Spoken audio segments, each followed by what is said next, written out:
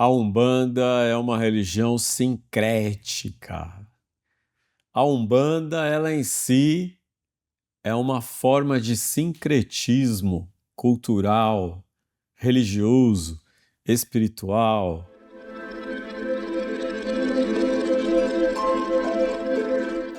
E a Umbanda é assim, especialmente porque o Brasil é um sincretismo de culturas.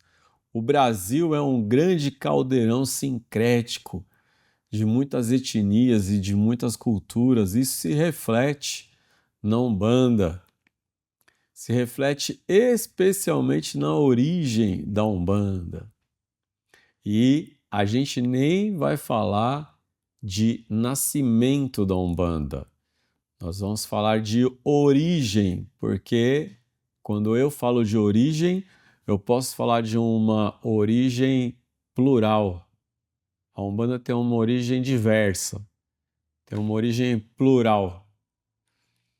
A Umbanda, como diria o Renato Ortiz na Morte Branca do Feiticeiro Negro, ele diz: a Umbanda é uma religião multifacetada. A Umbanda, ela é mais de que um sincretismo, segundo o Renato Ortiz. A Umbanda é a síntese do povo brasileiro. A Umbanda é uma religião popular. A Umbanda é uma religião do povo. A grande maioria dos umbandistas não segue nenhuma cartilha. A grande maioria das tendas, dos centros e dos terreiros de Umbanda tem uma autonomia doutrinária. Doutrina é uma visão de mundo. Cada terreiro tem uma visão de mundo diferente. Teologia é a ciência e a arte que explica os fundamentos de cada elemento na religião. Teologia é o que estuda um sacerdote para conhecer os fundamentos internos da sua religião. Doutrina é a visão dos fiéis, dos adeptos, é uma visão de mundo, um conjunto de conceitos, de valor moral, de ideia, de pontos de vista. Então, cada terreiro tem uma doutrina própria. E ainda assim, existem grandes correntes doutrinárias na Umbanda. Mesmo que cada templo tenha liberdade doutrinária para pensar o que quiser, por isso a Umbanda não tem opinião própria sobre algumas questões. Cada grupo tem uma opinião que difere do outro. A opinião da Umbanda deveria ser a opinião da espiritualidade, mas a própria espiritualidade fala diferente em contextos de realidades diferentes. A própria espiritualidade se manifesta com uma palavra diferente de um grupo de Umbanda para outro, já que a Umbanda é multifacetada, ela é plural. A Umbanda é diversa. Na origem ela já é diversa. Enquanto religião, a Umbanda se organiza só em torno da década de 30. E a primeira organização que chama para si o nome de Umbanda enquanto religião é uma organização espírita. Então houve uma grande organização de espíritas que não encontravam mais acolhimento na Federação Espírita Brasileira, porque eles estavam incorporando caboclo, preto velho, defumando, riscando ponto, fumando charuto, e tudo isso com imagem de santos católicos. Porque o espiritismo brasileiro, ele é muito católico. E existe um espiritismo popular, super católico e super aberto a manifestações outras, do caboclo e do preto velho. Então isso é um espiritismo popular, ficou conhecido como espiritismo de linha. É um espiritismo brasileiro, um espiritismo totalmente adaptado aos sincretismos dessa encruzilhada cultural que é o Brasil. Esse espiritismo, para se validar, passou a se chamar de espiritismo de Umbanda. Não de Umbanda espírita, mas de espiritismo de Umbanda.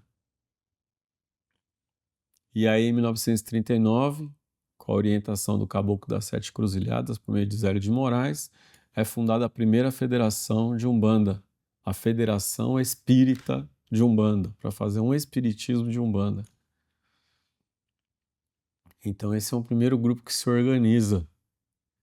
Já é um sincretismo, porque é um grande grupo de classe média branca, né, que vem do espiritismo e que está absorvendo elementos da cultura negra e da cultura ameríndia. Então aqui é o branco se empretecendo, né? Conforme diz Renato Ortiz nesse livro, Morte Branca do Feiticeiro Negro, você tem um grupo que está absorvendo algo da cultura negra e ameríndia, e você tem um outro grupo, o grupo da Macumba.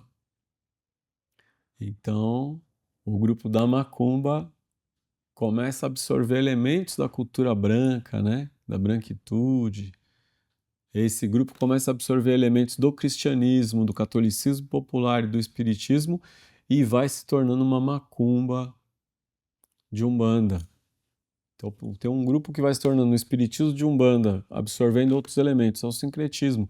E um grupo de origem negra, africana, de uma cultura milenar, mas que está absorvendo elementos aqui. Essa macumba, essa macumba, ela é muito similar ao candomblé Congo-Angola ou candomblé de caboclo, que acontece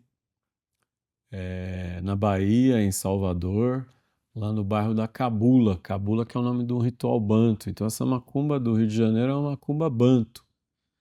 É como se fosse uma variação de um candomblé Congo-Angola. É a macumba. E essa macumba entende que enquanto macumba de Umbanda ou Umbanda ou Molocô se faz validar enquanto religião. Então, a Umbanda tem origem em dois grupos que já são de opiniões completamente antagônicas. Um grupo branco de classe média absorvendo a cultura afro-ameríndia e outro grupo negro absorvendo a cultura euro-espírita católica, para negociar, inclusive, para poder existir, para poder resistir e existir. Os dois grupos sofrem preconceito, porque o espiritismo de Umbanda não foi aceito pela Federação Espírita Brasileira. Mas quem sofre o maior preconceito é a Macumba, que vai se tornar uma Umbanda Molocô, uma Umbanda de Almas em Angola, uma Angolinha. É o grupo que sofre o maior preconceito durante todos os anos, desde a sua origem, assim, muito preconceito vai sofrer. Então, a Umbanda ela é uma religião muito popular. Embora tenham esses dois grandes grupos doutrinários, cada grupo tem a liberdade de enxergar o mundo como quer. E então surge um grupo que é também a Umbanda esotérica, na década de 50. E aí tem uma outra visão de Umbanda que vai tentar se validar com outro discurso, a busca por um esoterismo dentro da Umbanda, uma interpretação esotérica. Então a gente vai observando essa pluralidade de Umbanda, né? Porque o espiritismo de Umbanda, o espiritismo de linha, esse espiritismo popular, né, vai se tornar Umbanda branca. E a Macumba, Umbanda, vai se tornar Umbanda Omolocô. E aí depois surge uma Umbanda esotérica. E aí você tem uma Umbanda popular, que é essa muito católica, e você tem também uma visão de mundo chamada Umbanda Sagrada, que é um autor, o Rubens Saraceni, dizendo que a Umbanda precisa pensar o mundo de uma forma umbandista, apresentando os fundamentos de uma teologia umbandista. Agora, a Umbanda, ela começa a se organizar na década de 30. Então, o sincretismo entre santos e orixás, ele não foi feito para encobrir o orixá na tenda de Umbanda. Porque as tendas de Umbanda, elas vão surgir como religião e registro de templo de 1939 para cá. e a maioria se registra como tenda espírita e o nome de um santo católico. Tem tenda espírita Nossa Senhora da Piedade. Então, no dia 15 de novembro de 1908, Zélio de Moraes não sabia que ia se chamar Espiritismo de Umbanda, mas ele já sabia que a tenda ia ser a tenda da Nossa Senhora da Piedade. Então, é um espiritismo católico que está ali. Esse espiritismo católico que vai abrir brecha, né, para essa turma que vem do espiritismo cultuar o caboclo, o preto velho e o orixá. Então, esse sincretismo, ele é devido a essas tendas de Umbanda nascerem a partir de um sincretismo de espiritismo com o catolicismo popular, com a cultura afro-ameríndia. Então ele é natural, ele não é para encobrir o orixá, porque não existiam imagens de orixás no Brasil. A primeira imagem de orixá criada no Brasil foi a imagem de Iemanjá branca, na década de 50, que tem toda uma história para explicar, acho que em um outro vídeo eu posso explicar, né? Iemanjá branca ou negra, de onde isso vem, né? Então são muitos sincretismos. Eu proponho um olhar doutrinário universalista, mas não um universalista absorvendo a Umbanda, porque eu sou umbandista. Então, umbandista com olhar aberto e muito respeitoso, entendendo. Assim são as coisas. Algumas pessoas de uma Umbanda mais africana podem tirar totalmente os santos católicos do seu culto, assim como um umbandista pode ter um culto muito católico, muito espírita. Então isso faz parte de uma diversidade.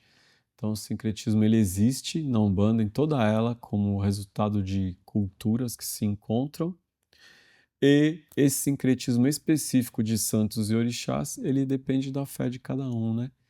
Então, nos terreiros, onde tem uma relação muito católica ainda com a religião e a coisa religiosa, esse sincretismo perdura e não cabe nem a mim nem a você dizer o que é certo ou errado no jeito que o outro ou a outra pessoa está rezando, né? Gratidão, axé, arroz, saravá, namastê.